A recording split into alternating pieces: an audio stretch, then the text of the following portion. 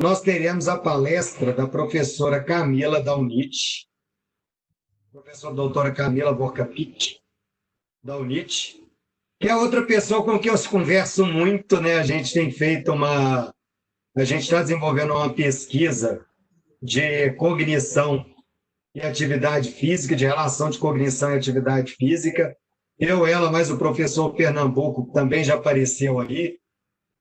É uma meta-análise e está sendo um desafio enorme, porque fazer estatística de meta-análise é uma coisa bruta e eu estou aprendendo na medida que a gente vai trabalhando. Então, professora Camila, você já está pronta? Já sim. Tá? É só você colocar a sua tela, que a minha já cai imediatamente, tá? Então tá bom, vamos testar aqui. Aí vocês me dão um feedback, por favor, se vocês estão conseguindo. Já tá começando a compartilhar o conteúdo. Deve abrir agora. Prontinho, abriu, pode tocar o barco. Pronto? Então tá certo. Bom, gente, obrigada, organização do evento, obrigada, professor Estélio, pelo convite. Eu fiquei pensando, meu Deus, o que que eu vou falar nesse pouquinho tempo, né, que eu estou no Labim. Tem gente que já está no Labim desde que o Labim foi criado, 10 anos, 15 anos, e eu estou no Labim há tão pouquinho tempo, com uma produção tão pequena em relação aos outros doutores, e aí eu fiquei pensando, o que que eu vou falar, né? O que que eu vou mostrar? Bom, então o professor Stélio me pediu para falar um pouquinho, não sobre neurociência, mas falar um pouquinho da minha experiência no Labim, da minha participação, do grupo de pesquisa, do que a gente vem produzindo, né? Então eu trouxe assim um apanhado geral do que eu venho fazendo no Labim, fora do Labim, mas levando adiante o nome do Labim em termos de publicação, extensão, eventos, congresso, tudo, né? Então, o que a gente vem fazendo no Labim. Então, só um pouquinho sobre o que eu fiz. Eu sou do Rio e tenho uma história muito engraçada, porque eu cheguei aqui em Aracaju há uns 4 anos, mais ou menos, uns 4 anos, e eu tomei um susto grande quando eu vi o nome do professor Stélio na Universidade Tiradentes. Eu já conhecia o Stélio do Rio, porque quem não conhece o Stélio na área, e aí eu falei, meu Deus, o que o professor Stélio está fazendo em Aracaju? Eu fiquei sem acreditar. E aí eu falei, eu tenho que tirar proveito disso, né? Tem um nome desse aqui em Aracaju. Então foi ótimo. Depois a gente descobriu que tínhamos muitos amigos pesquisadores em comum, lá da UFRJ, da Castelo, então ficamos em casa, né? Estamos em casa. Então eu sou bióloga e professora de educação física, mas depois das graduações eu fui fazer toda a minha pós-graduação na área de neurociência e saúde mental, né? Então eu fui para o Instituto de Psicologia e quando eu cheguei aqui em Aracaju, eu fui fazer, na verdade eu vim para isso, mas depois não consegui voltar mais para o Rio, eu vim para fazer um pós-doc em fisiologia aqui pela Federal de Sergipe e fiquei. E hoje eu sou professora dos cursos de medicina e de psicologia lá da UNIT, sou professora de neuroanatomia e de neurociências, e também sou professora de meditação e de yoga. Vocês vão saber por que eu coloquei isso aqui. Tem a ver com o nosso grupo de pesquisa, com os tipos de pesquisa que a gente faz, e sou autora. Então, esse é um pouquinho de mim. Espero que vocês estejam me ouvindo bem. Quais são as atividades que a gente vem fazendo no Labim desde a criação desse grupo de pesquisa, que antes tinha um nome, agora se chama Neurociência e Saúde Mental? A gente vem fazendo... Bom, primeiro, eu estou no Labim desde final de 2016 até 2017 e final de 2018 até 2020. Daqui a pouco eu explico por que esse número quebrado. A minha linha de pesquisa é uma linha de pesquisa que se chama Estratégias Não Farmacológicas em Saúde Mental. Então, o que a gente quer é observar o efeito de práticas, né, não farmacológicas, evidentemente, em saúde mental, como, por exemplo, as práticas que a gente chama de contemplativas, práticas de yoga, de meditação, o próprio exercício físico, por que não a acupuntura, né? Então, eu queria até convidar o Carlos para vir fazer um trabalho aqui na nossa linha de pesquisa, o Carlos Pernambuco. Então, entender quais são os mecanismos de ação dessas práticas na saúde mental. A gente sabe hoje, o Gianluca falou aí, que são muitos aspectos que estão relacionados à saúde mental. Eu, por exemplo, sou da opinião, né, com base no que eu venho lendo há bastante tempo, de que a nossa saúde mental ela tem basicamente 3 pilares: intestino, movimento e pensamento.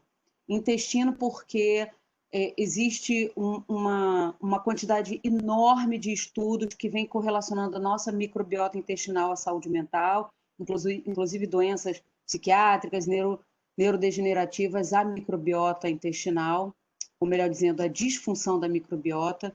Movimento, porque se a gente não tiver um componente do movimento, a saúde mental fica prejudicada. E pensamento, né? O nosso padrão de pensamento influencia na saúde mental. Então, isso é mais ou menos o que a gente vem querendo fazer lá no Labim. Claro que a gente tem as nossas limitações, mas fazer pesquisa aqui no Brasil, a gente tem que ser meio que se virando nos 30, né? Então, a gente vai usando as ferramentas que a gente tem. E aí falar um pouquinho de publicações, projetos de extensão dentro da UNIT, congressos que a gente tem feito, um trabalho de divulgação científica, que é um trabalho que eu adoro, e prêmios. Então, vocês devem ter notado que eu coloquei ali esse número quebrado, né? Final de 2016 e 2017, e final de 2018 e 2020. E por que esse número quebrado? Né? Porque nesse meio termo, eu tive a minha segunda filha, e aí eu não sei se vocês sabem, isso vale tanto para homens pesquisadores quanto para mulheres, mas principalmente no caso de nós mulheres, existe um movimento, era um movimento, e agora ele já foi incluído pelo CNPq, e a gente pode colocar isso no nosso Lattes, que é o movimento Maternidade no Lattes, né? Começou com essa ideia que as mulheres estavam percebendo o quanto, as mulheres pesquisadoras, o quanto elas estavam sendo prejudicadas, né, com aquela coisa do concurso público exigir, por exemplo, os últimos 5 anos de produção científica. Então, se você tem 1 ou 2 filhos em 5 anos, evidentemente que a sua produção cai, né? Então, agora a gente coloca, né, no nosso Lattes o tempo que a gente passou sem produzir, né, para que se a gente tiver diante de algum concurso público, a gente possa competir ali em pé de igualdade, né? Então, por isso, nesse período, evidentemente, a minha produção caiu, né? E agora, em 2020, de 2019 para 2020, eu venho tentando recuperar, mas eu acho que isso faz parte, né? Então, acho que é importante falar.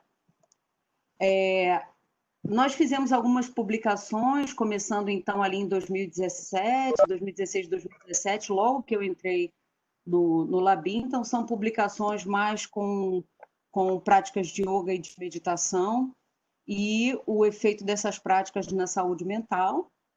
Então, nós fizemos 6 ou 7 publicações, né? Algumas delas estão aqui. Eu sei que o nosso tempo não é muito, né, Renato? Mas eu prometo que eu serei rápida. Estou deixando meu microfone fechado para não atrapalhar. Eu serei rápida.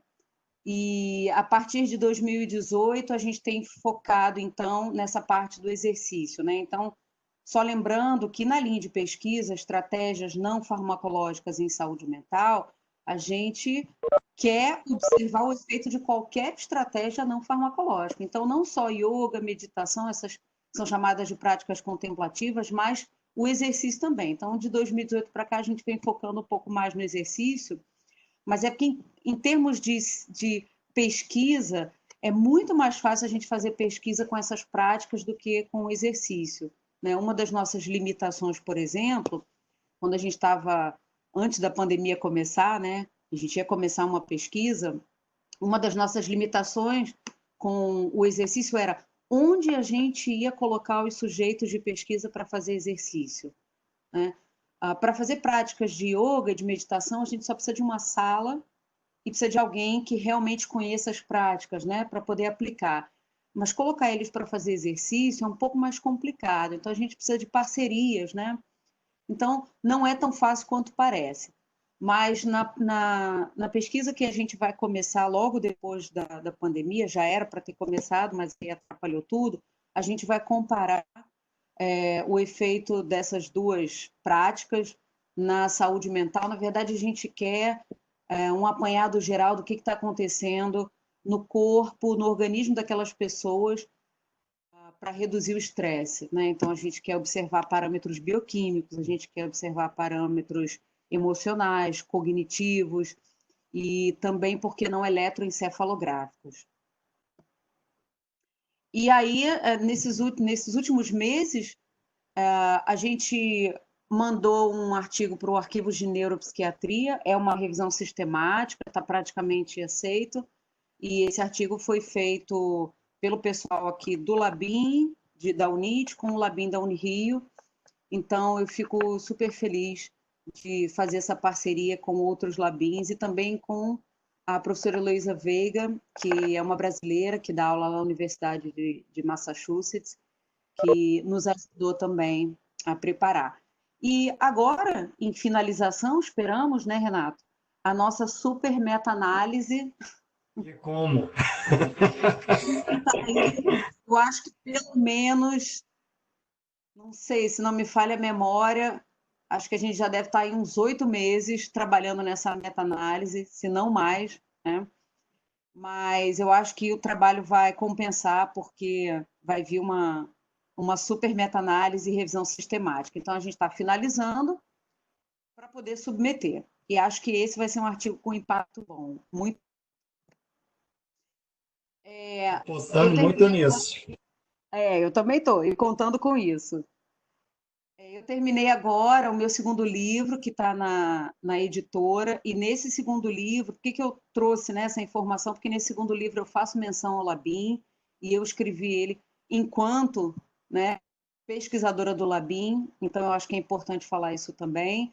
Nesse livro, eu falo muito sobre neurociência e tradições orientais, então, unindo, né, esses dois mundos e trazendo o melhor da neurociência, o que a neurociência nos ensina, como a neurociência nos ensina a sermos mais felizes, mas também a essas tradições orientais. Então, só para contextualizar um pouquinho, a gente tem um exemplo clássico, né, que é um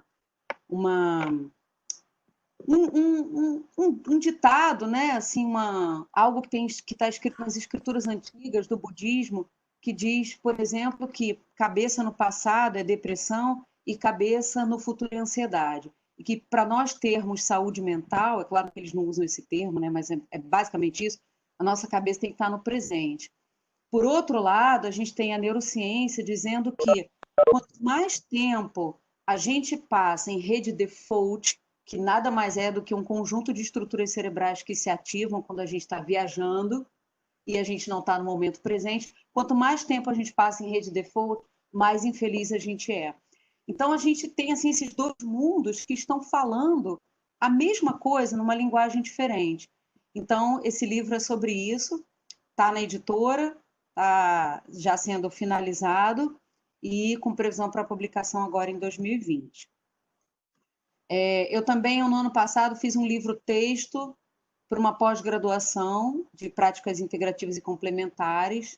Então, é um livro, né, para a Universidade Cruzeiro do Sul, e que, inclusive, está lá publicado na universidade, também levando o nome do Labim, está lá na edição do livro, então acho que vale a pena falar.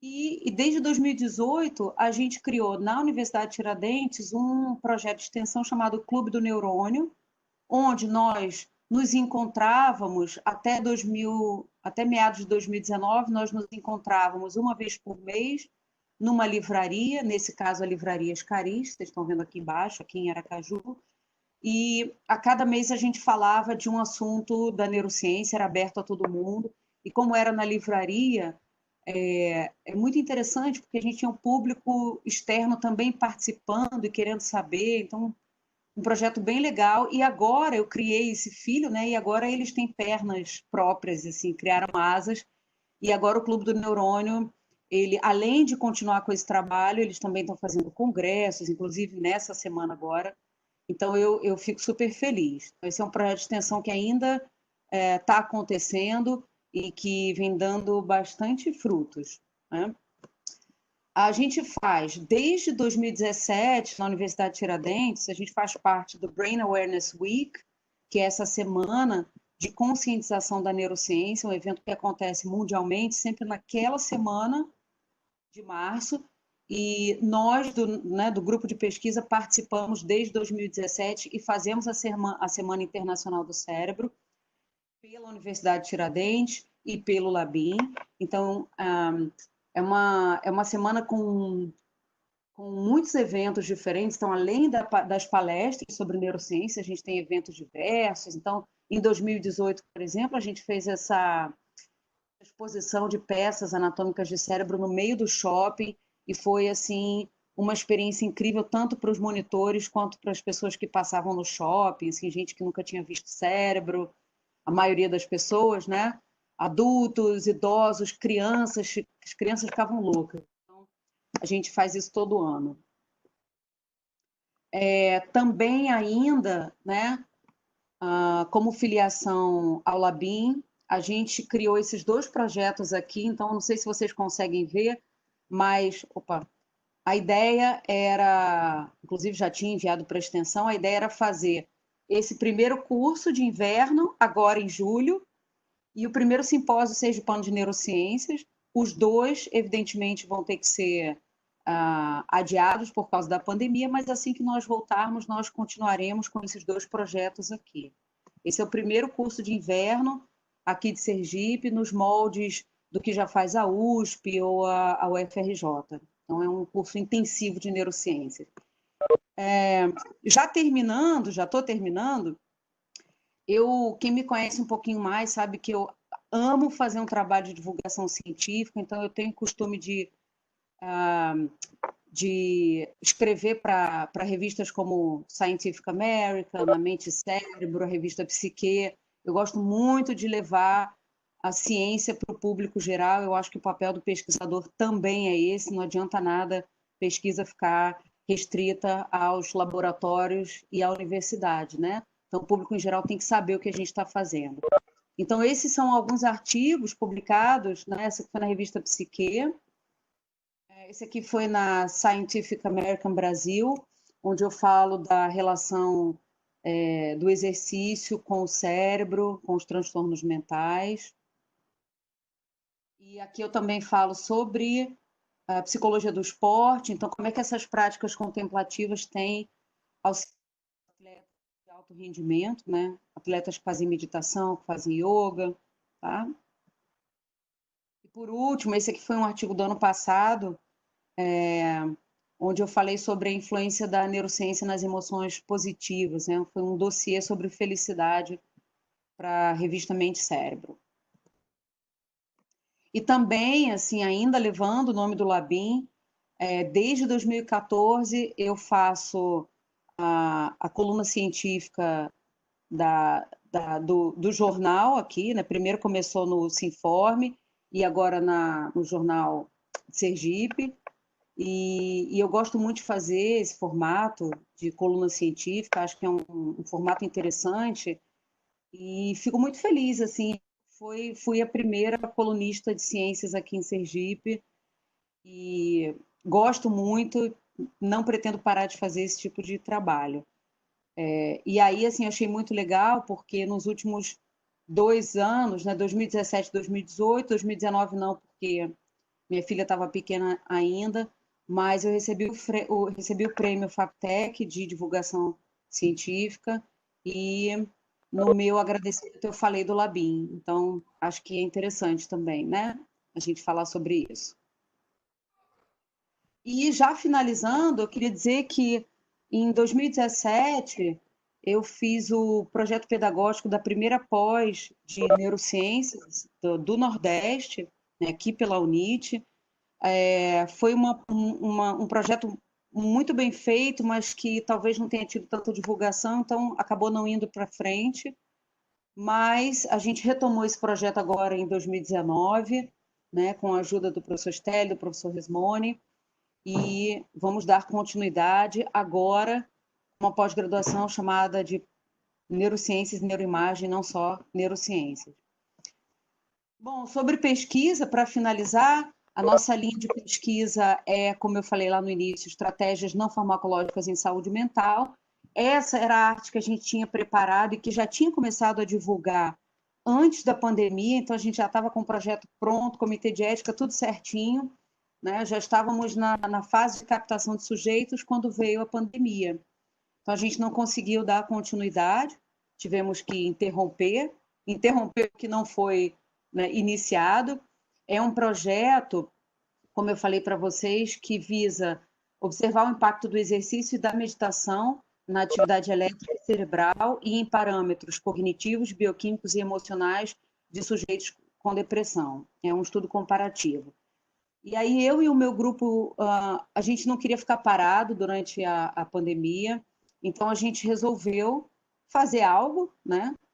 E lançamos esse formulário, né?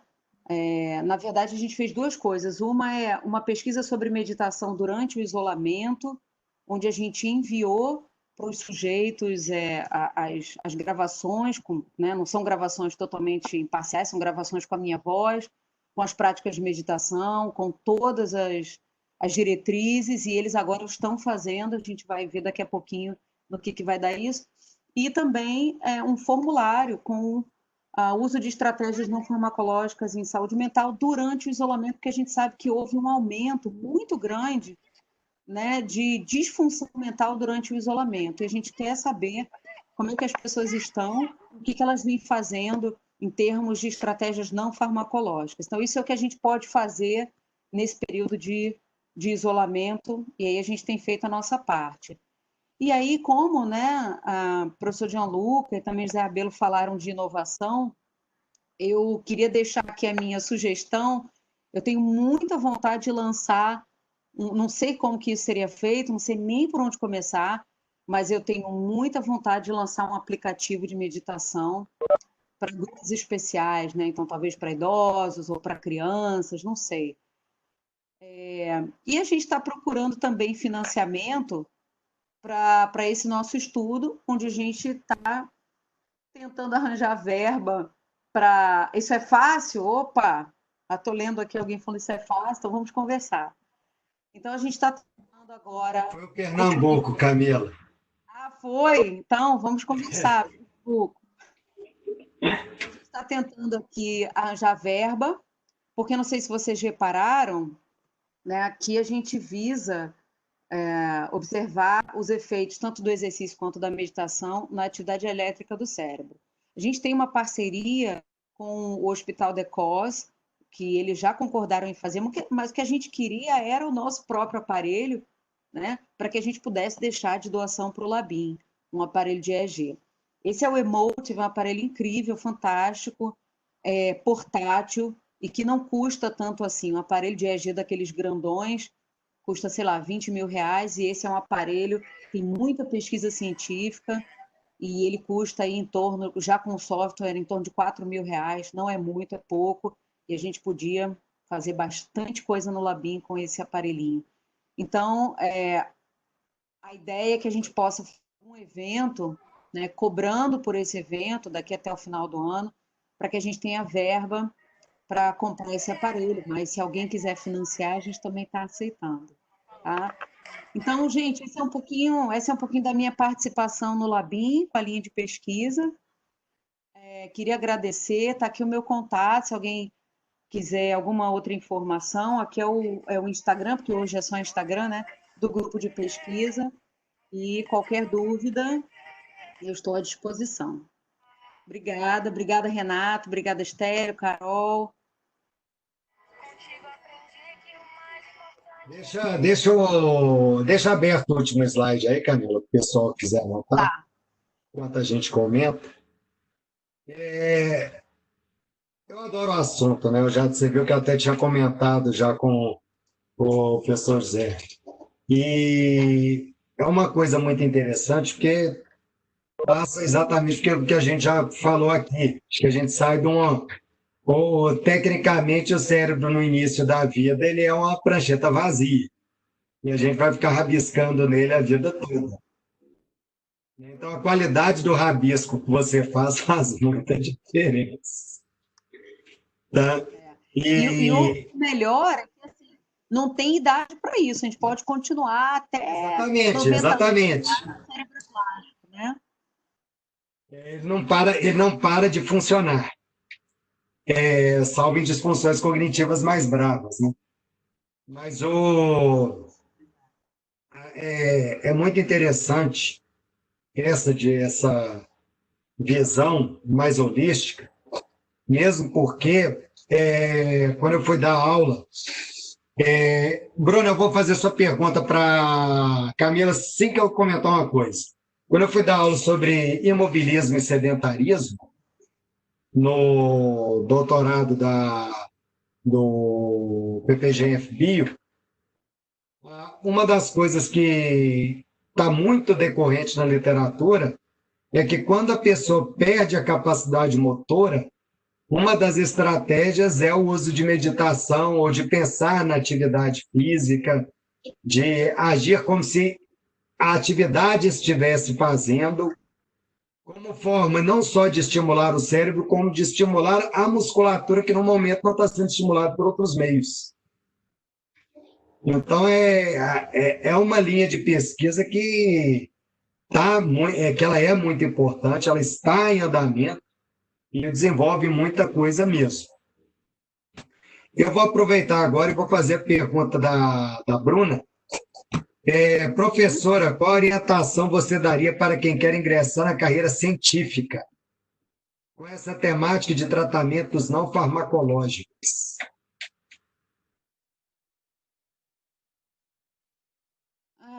Olha, primeiro, né? Eu acho que, não sei, isso todos os pesquisadores aqui presentes vão compartilhar do meu pensamento.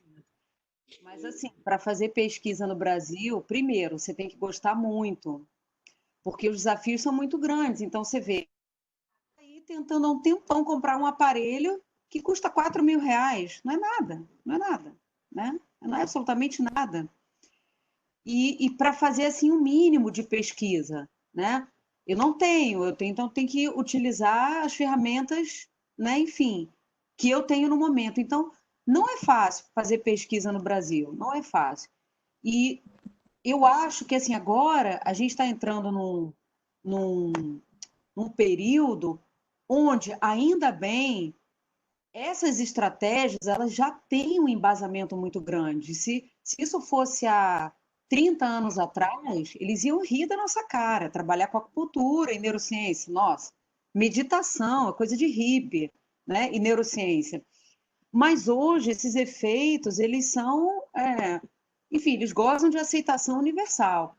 Então, acho que agora é uma época, assim, é um período muito, muito legal para se trabalhar com isso, né? Eu, nos meus cursos, o que eu mais observo, as pessoas que mais frequentam os meus cursos, por exemplo, são médicos, psiquiatras, psicólogos. Então, essa visão está mudando, né? Então, eu acho que agora, ingressar na carreira científica, utilizando essa temática, eu acho que é o melhor momento. Quando eu terminei o doutorado, né, já tem bastante tempo, foi assim, bom, primeiro para entrar lá no Instituto de Psicologia da UFRJ, eu tive que, né, como diz o Stélio, dá licença, dá licença, dá licença, porque eu acho que ninguém acreditava, ninguém acreditava. Eu queria observar o efeito dessas práticas em pessoas que sofrem de pânico e comparar com o tipo de psicoterapia. Então, você imagina, todo mundo torceu o nariz, né? Não vai dar certo, não sei o quê, essas práticas e tal. E eu fico muito feliz porque até hoje o meu ex-orientador de doutorado, que era uma das pessoas, é uma das pessoas mais céticas que eu conheço. Ele fala, não, o seu estudo ele mudou um paradigma lá dentro do estudo de psicologia da UFRJ. Então, eu fiquei muito feliz. Então, assim, é desafiador nos dois sentidos, né? Porque você vai trabalhar com estratégias não farmacológicas. Então, você está indo, né, na direção contrária. E é desafiador também porque fazer ciência no Brasil mas se você gosta, não tem limite. Aí você tem que seguir o que o seu coração quer, não tem jeito. Espero que tenha respondido. A agradecer a professora Camila. Eu vi também um pessoal colocando aí sobre a yoga ser utilizada no SUS. Também teve esse comentário. Eu trabalho no SUS, e além da NOMS, eu também sou funcionário da Prefeitura de Contagem, aqui do lado de Belo Horizonte. Então, eu trabalho no SUS, eu sei muito bem como é que funcionam as práticas integrativas. A yoga é tida hoje como um tratamento coadjuvante de doenças crônicas, do modo geral. É um tratamento coadjuvante muito importante em doenças crônicas, principalmente as ortopédicas. E a gente vê, sim, um resultado muito bom. A partir do momento que a pessoa tem uma melhora de sintoma, ela vai para a yoga para fazer uma manutenção e, sim, dá um resultado muito bom. Então, é uma vivência que eu já tenho, que eu tenho visto, que o resultado é bem vantajoso, inclusive, para o usuário do SUS.